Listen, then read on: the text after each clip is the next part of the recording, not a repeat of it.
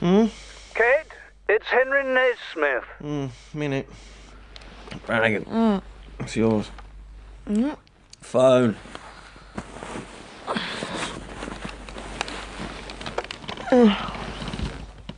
Brannigan. It's Henry Naismith, Kate. We've had a burglary. The police are here. They need details of the security system. Can you come over?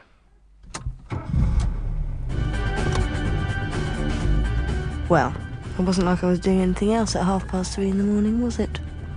And given the reason Henry Naismith had hired Brannigan Investigations and Security to install his burglar alarm in the first place, I figured there was probably more missing than the telly in the video.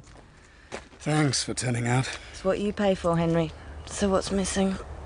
The money.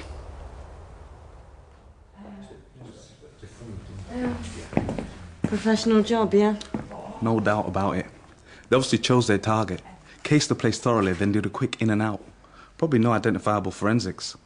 Does it put you in mind of anybody in particular? Not from round here. Is there any chance of getting my money back? If I'm honest, sir, not a lot. Villains like this only take what they've already got a market for. Could be out of the country already. Boss. Excuse me. Well, Henry, I reckon Officer Dibble's going to be as much use as a chocolate chip pan. Looks like it's down to me to get your money back. With respect, how exactly do you expect to succeed when the police admit they haven't a clue? People have a tendency to tell me things they don't necessarily want to share with the police. And that includes insurance companies. I don't know, Kate. Looking at the state of the porch door, these people are clearly no strangers to violence. Henry, I might only be 5'3", but I can look after myself. Besides, you're entitled to the first 30 hours of my time for free, according to your contract. Yes, of course. Besides, me nosing around will convince your insurers that you're not trying it on. Why should they think that? It wouldn't be the first time somebody set up their own burglary for the insurance. Happens all the time around where I live. There's, nothing you want to tell me, Henry, is there? There's no earthly reason why I should arrange this. We're making a profit here. The only thing I'm concerned about is that I'm due to leave for Australia in 3 weeks, and I'd like the matter resolved by then. I'd better get weaving, then. I drove back to Manchester with a lot on my mind. I don't like secrets. It's one of the reasons I became a private eye in the first place. I especially don't like them when they're ones my client is keeping from me. So, later that morning, I decided to check out Henry Naismith's insurance company. Miss Brannigan, I'll be right with you. I know it's hard to believe, and it breaks my heart to admit it, but the claims manager was drop-dead gorgeous.